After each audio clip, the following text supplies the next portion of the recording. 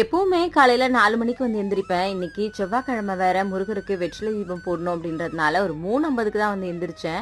காலையிலேயே எந்திரிச்சு இந்த மாரி வாசல்ல கோலம்லாம் போட்டுட்டு, வாசல்ல விளக்கெல்லாம் ஏத்தி வச்சு என்னோட வீட்ட பார்க்கறதுக்கு எனக்கு அவ்ளோ வந்து பிடிக்கும். இந்த மாதிரி சாம்பிராணி வீடு ஃபுல்லா இருக்கும்போது, ஏதோ ஒரு பாசிட்டிவ் வைப்ரேஷன் என்னை சுத்தி இருந்துகிட்டே இருக்கும்.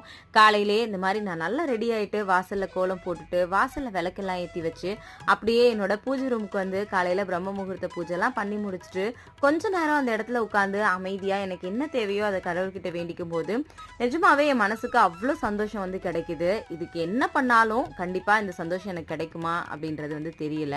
நீங்க இந்த மாதிரி ஏர்லி மார்னிங்ல எந்திரிச்சு பூஜை வந்து பண்ணிருக்கீங்களா? உங்களுக்கும் இதே மாதிரி தான் ஃபீல் ஆகுமா அப்படின்றத மறக்காம கமெண்ட்ல வந்து சொல்லுங்க.